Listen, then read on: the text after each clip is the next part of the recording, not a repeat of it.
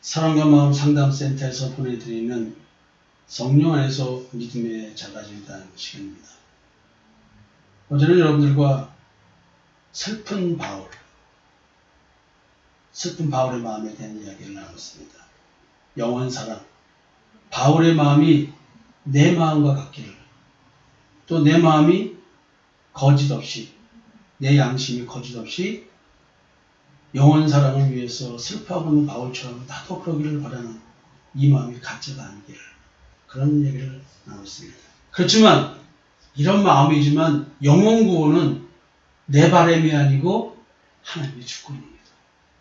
우리는 그저 깨닫지 못하는 사람, 아파하는 사람을 판단하고 헤아려서 정죄하지 않고 긍휼한 마음의 눈으로 바라보는 그것밖에는 할 수 없는 존재인 것입니다. 왜요? 구원은 하나님의 선택입니다. 그래서 영원사랑도 하나님의 주권 안에서 해야 되겠죠? 내 욕심, 내 주장이 구원을 이루는 것이 아니라는 것이죠. 제가 몇 번 그런 고백을 했죠. 이신종에서 일을 이사 오면서 제가 김 실장님한테 써준 메모 한 장이 있습니다. 하나님께서 나한테 하나님의 주권 안에서 영혼을 사랑하라는 메시지를 주셨다. 그래서 내가 하나님의 주권 안에서 영혼을 사랑하라는 글을 썼습니다. 오늘 드리는 말씀은 그런 내용이 좀 들어가 있습니다. 영원사랑, 하나님의 주권을 인정하면서 복음을 전하는 것입니다. 6절입니다. 그러나 하나님의 말씀이 폐하여진 것 같지 않도다. 이스라엘에게서 난 그들이 다 이스라엘이 아니요 또한 아브라함의 씨가 다 그의 자녀가 아니라 오직 이삭으로부터 난 자야 네 씨라 불리리라 하셨으니 곧 육신의 자녀가 하나님의 자녀가 아니요 오직 약속의 자녀가 씨로 여기심을 받느니라. 이 얘기도 참 무척 많이 드렸죠. 우리는 아브라함의 자손, 하나님께서는 분명히 하늘에 떠있는 무수한 별과 같이 바닷가의 모래 알같이 그렇게 많은 자식을 준다 그랬어요. 애굽의 이스라엘 백성들은 무려 250만 300만으로 그 12지파가 바뀌었습니다. 400년 만에 나올 때는 그 정도 민족을 이뤄서 출애굽을 한 것이죠. 애굽의 매우 위협적인 존재로 부각이 되기도 했습니다. 성경에 쓰여진 이 말을 이런 지하에 뒤집어 버립니다. 아브라함의 자손은 이삭으로부터 난 자라야 네 씨라 불리라 하신 것처럼 육신의 자녀가 하나님의 자녀가 아니고 약속의 자녀가 씨로 여기심을 받느니라. 이 약속의 자녀는 누굴 말하냐면 그리스도 예수를 말합니다. 그리스도 예수를 성육신에서 오신 예수를 그리스도로 믿는 자가 아브라함의 자손이라는 것이죠. 아브라함에게 말씀하신 씨의 축복이 이삭이 아니고 씨의 축복은 누구예요? 예수라는 것이죠. 그러니까 그 씨가 우리 마음에 풀어지는 겁니다. 그래서 그 씨가 자라서 복음을 깨달음으로 말미암아 성경을, 율법을 그리스도 중심으로 깨달음으로 말미암아 내 마음에 그리스도의 형상이 자라나기 시작하는 것이죠. 이것을 복음으로 해산하는 수고를 한다는 것입니다. 오늘도 저는 그 형상이 제대로 이루어지도록 여러분들이 사람의 형상이 되도록 귀를 지금 잘 만지고 있습니다. 제가. 왜냐하면 잘 들려야 되는데 그 귀에 귀머거리 귀신이 붙어가지고 그것 떼내느라고 그냥 때로는 험한 소리도 하고 왜냐면 말을 이해해야 되는데 이해를 못하게 하고 왜곡되게 듣게 하고 오해하게 듣게 하고 곡해하게 만드는 내 마음속의 인지도식 자체가 인지체계가 자기체계가 병들었어. 아기 때부터 배불었나 봐. 자기 결핍, 자기 결손이 있어가지고 그냥 내 배 좀 채워주세요. 귀신의 한이야. 귀신이 한 맺혔어. 처녀 귀신인가 봐. 내 배를 채워주세요. 우리 엄마가 내 배를 안 채워줘서 이 새벽에 귀곡산장에 오신 것 같지 않으세요? 귀머거리 귀신이 이렇게 우리가 하나님 말씀을 못 알아듣도록 내 마음속에서 내 탐심과 정욕 위주로 해석하게 만든 거예요. 우리는 하나님을 왜 믿냐는 거지. 처음부터 자기를 위해서 하나님 믿는 거야. 그래서 진정 나를 위한 것은 죄의 집에서 해방되는 자기 구원과 연관된 믿음이어야 되는데 우리는 이거는 교회 건물에 나온과 동시에 됐다고 치고 내가 헌금 좀 하고 교회 봉사 좀 하면 됐다고 치고 이거는 저리 가세요 하고는 뭘 해요? 이 땅에 살려 문제. 그리고는 뭘 먹어? 생명나무의 열매를 먹어야 되는데 선악을 알게 한 나무의 열매를 먹어. 에휴, 예수 믿으면서 아직도 술을 못 끊었어? 에휴. 예수 믿는다 하면서 아직도 담배 피고 아직도 유행 같잖아요. 그러고 에휴. 교회 나오는커녕 새벽도 그냥 코 골고 잠만 자고 있으니 아유 무슨 예수 믿는 거야 저것들이. 결국에는 우리는 도리어 예수를 믿으면서 완벽주의적인 신앙을 추구하다 보니까 도리어 나의 완벽주의적인 신앙이 상대방한테 그 완벽주의를 강요하고 있고 그 완벽주의라고 하는 내 옳고 그름의 기준을 가지고 상대방을 재단하고 있더라. 판단하고 헤아리면서 내 마음속에서는 도리어 그 신앙생활을 잘하려고 하는 이것이 마음의 갈등으로만 하는 거야. 저것도 예수 믿는 거라고. 늘 다른 사람을 비난하는 말이 내 마음속에 올라와. 그리고 나는 늘 채워지지 않는 공허함이 있어. 왜냐면 행위를 더욱더 열심히 하지 않으면 나는 뭔가 하나님을 잘 못 믿는 것 같은 느낌이 드는 거야. 행위로 열심히 할 때 내가 감각으로 예수를 잘 믿는 것처럼 하나님을 잘 섬기는 것처럼 느낀다는 거지. 기도응답도 마음속에 편안한 감각으로 와야 되고 또 어떤 하나님의 음성도 내 사랑하는 딸아 뭔가 막 이렇게 환청이 들리고 막 내 눈에 뭐가 보이고 그 다음에 기도받으면 막 그냥 방언이 나와가지고 이런 식의 얘기가 나와야 되고요. 이게 참 희한하죠? 하나님의 주권을 지금 바울이 얘기하고 있는데 거꾸로 이스라엘 백성들을 향해서 그렇게 아파했던 바울이 이런 말을 하면서 이어서 말합니다. 약속의 말씀은 이것이니 명년 이때 내가 일리니 사라에게 아들이 있으리라 하심이라. 이게 이제 이삭에 대한 얘기예요. 이스마엘과 이삭 얘기할 때 이스마엘도 하갈에게서 분명히 아브라함의 씨입니다. 신분이 종이 임신했다고 해서 그건 아들을 쳐주지 않대. 이거는 말이 안 되는 이야기를 지금으로 치면은. 근데 이것은 비유래요. 하갈이 종이라는 신분은 율법을 말하는 거죠. 율법은 그 기준의 종이 된다는 거예요. 계명의 종. 근데 사라는 자유자, 예루살렘이라는 거예요. 진정한 신앙으로서의 아들, 씨, 언약에서 나온다는 것이죠. 하나님의 언약. 근데 그게 이제 이삭으로 표현된 건데 결국 뭐냐면 예수를 의미하고 있는 거예요. 아브라함의 씨라고 하는 것은 네 씨가라는 것은 그리스도를 말하는 거예요. 그리스도가 없으면 아브라함의 자식이 못 됐다는 거예요. 그냥 율법적 신앙생활을 아무리 해도 그것은 아브라함의 자손이 될 수 없다는 거예요. 예수 믿는 자가 될 수 없다는 거예요. 마음속에 그리스도의 형상이 있어줘야 돼. 씨를 뿌리면 씨의 형상이 나오잖아요. 그래서 이스라엘과 유다집에 짐승의 씨와 사람의 씨를 뿌리는데 짐승의 씨가 뿌려서 형상을 맺으면 탐심이 밖으로 우상숭배를 나타내게 되고 내 마음에 탐심을 섬기고 살아가는 우상의 형상이 생기고 사람의 씨가 뿌려지면 그리스도의 씨가 뿌려지면 믿음의 씨가 생겨서 그리스도의 형상이 나오는 거예요. 그러니까 하나님이 이거 가지고 심판하는 거예요. 마음속에 그리스도의 형상이 있는가 없는가. 이게 하나님이 지으신 새로운 피조물인 거예요. 사라에게 아들이 있으리라. 이 얘기가 지금 뭐냐면 이삭을 얘기하는 거지만 그리스도를 얘기한다. 그뿐 아니라 또한 리브가가 우리 조상 이삭 한 사람으로 말미암아 임신하였는데 그 자식들이 아직 나지도 않냐고 무슨 선이나 악을 행하지 아니할 때에 택하심을 따라 되는 하나님의 뜻이 행위로 말미암지 않고 오직 부르시는 이로 말미암아 서게 하려 하사 리브가에게 이르시되 큰 자가 어린 자를 섬기리라. 이 큰 자는 율법을 말하고 어린 자는 복음을 말하는 거예요. 이건 큰 자는 이스마엘처럼 에서를 말하고 어린 자는 이삭처럼 야곱을 말하는 거예요. 그래서 옛 언약, 새 언약 얘기를 하고 있고 먼저 난 자, 나중 난 자 얘기하면서 꼭 둘째에게 힘이 실리는 이유가 바로 뭐냐면 이런 비유적인 거예요. 먼저 난 아담, 마지막에 난 아담, 예수. 그 예수님이 마지막 아담인 거예요. 바울은 이렇게 하나님께서 씨에 대한 축복, 하나님의 자녀로 불러주신 것은 하나님의 주권이다. 우리가 육으로 되는 게 아니다. 지금 이야기를 좀 정리하면요. 이스라엘이 율법을 잘못 해석하고 전통적으로 여호와 하나님을 가르친 것이 아니고 바알을 가르쳤다는 거예요. 그렇기 때문에 백성들은 영적 분별력이 없는 상태입니다. 참신과 거짓신의 역사의 차이를 알지 못했어요. 율법을 통해서 그리스도를 발견했는데 그리스도를 발견하지 못했어요. 그래서 미혹이라는 거예요.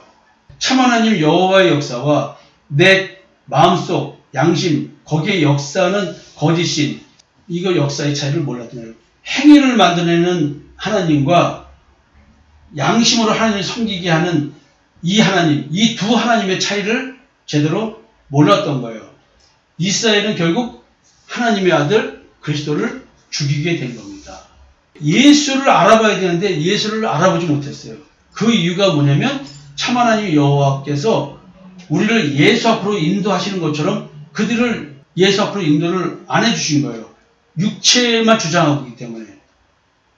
그래서 이들은 아브라함에게 씨의 축복에 대한 얘기를 하고 복음을 전했는데 복음을 잘못 깨달았습니다. 그래서 결국은 지금 이스라엘은 하나님을 그렇게 열심히 믿었지만 하나님께 버림받은 자가 되었습니다. 바울은 그럴지라도 하나님의 말씀이 의미 없는 것은 아니라고 주장합니다. 성경에서 아브라함에게 언급한 씨에 대한 축복을 다시 설명하면서 육신의 자손이 아니고 약속의 자식이 자녀다. 하나님이 얘기하는 자녀다라고 하면서 아브라함에 언급한 씨에 대한 축복을 다시 설명합니다. 아브라함의 자손이라 함은 육의 혈통의 자녀가 아니라 예수 그리스도를 믿는 사람들이 아브라함의 진정한 자녀다. 이방인이든 유대인이든 상관이 없다는 거예요. 하나님의 자녀는 육의 혈통이 아닌 약속을 받은 자만이 하나님의 자녀입니다. 여기서 약속은 뭐냐면 그리스도죠. 그리고 약속의 성령이라고 하죠. 성령 받음, 예수 그리스도의 십자가의 피뿌림 이게 있어야 되는 것입니다. 하나님의 뜻은 사람의 행위에 있지 않냐고 불신자의 마음에 달려있는 것입니다. 우리가 하나님의 자녀가 되려고 하나님의 자녀의 행위를 하고 산다 할지라도 그는 하나님의 자녀가 아닙니다. 그게 여기서 속는 거예요.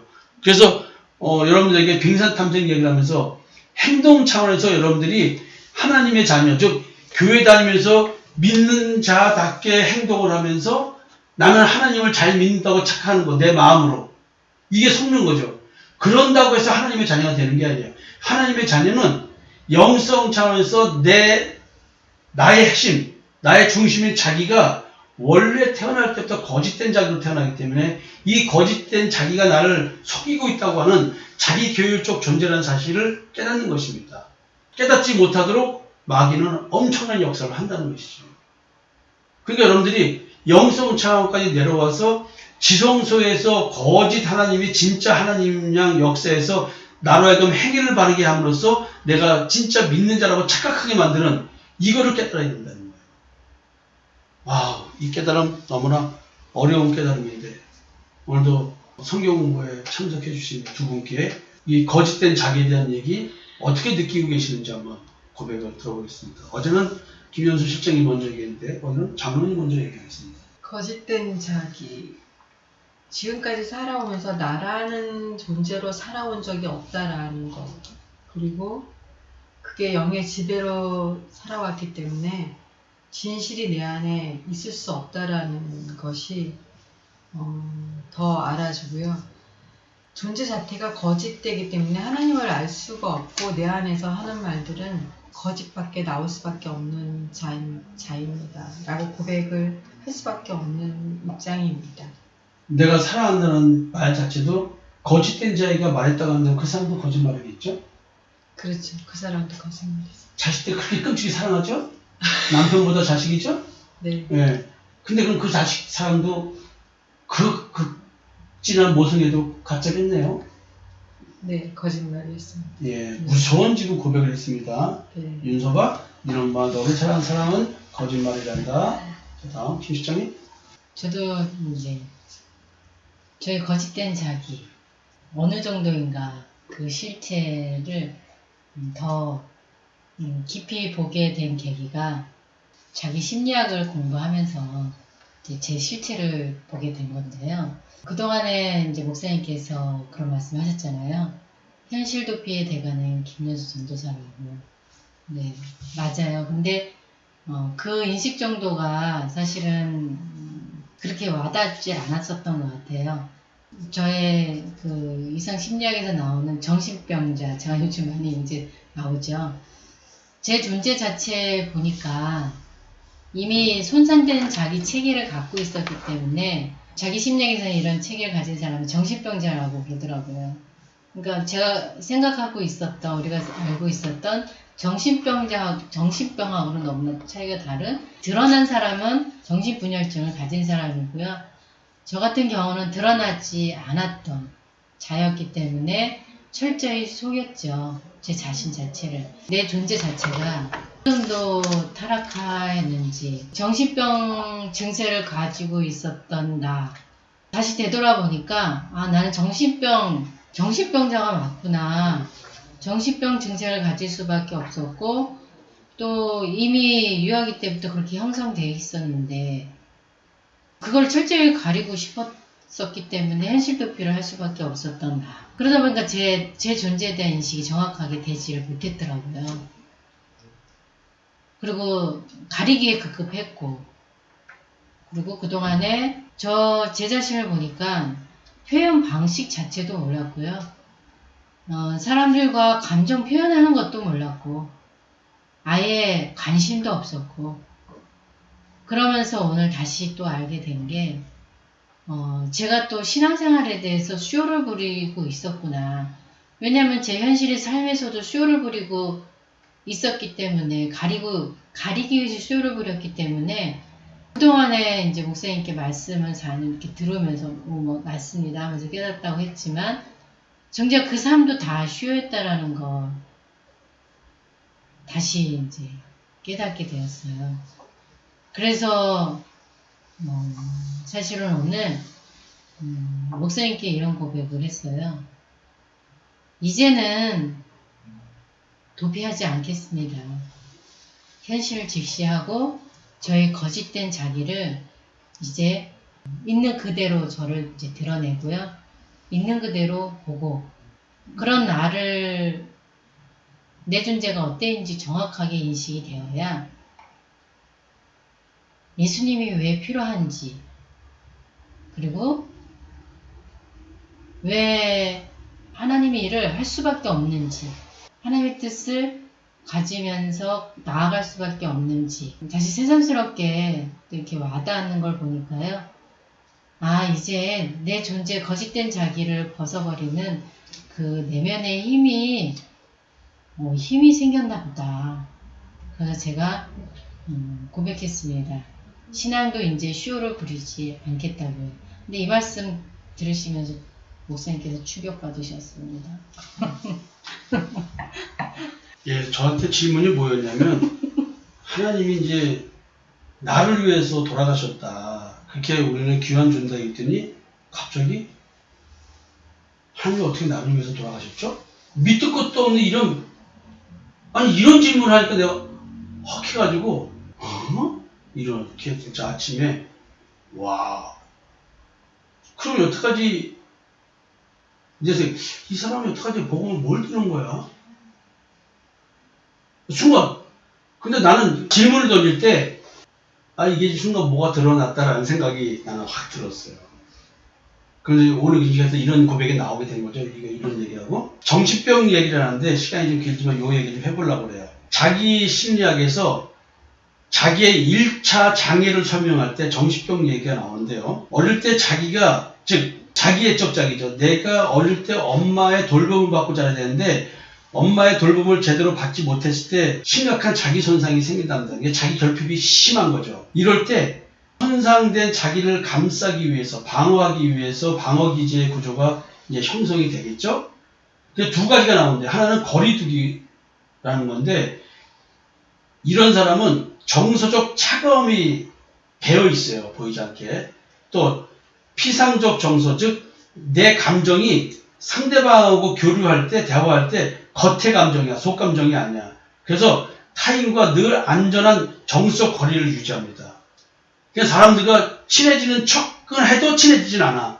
그게 진짜 친구가 없는 사람들이에요. 또 다른 방어기제 하나가 뭐냐면 즉 첫 번째 방어기제가 거리두기인데 다른 방어기제가 뭐냐면 자기가 영구히, 쉽게 말하면 자기적 자기가 영구히 혹은 오랜 기간 붕괴되고 허약해지거나 심하게 왜곡될 위험을 방지하기 위해서 스스로 다른 사람에 대해서 적개심과 의심을 가져요.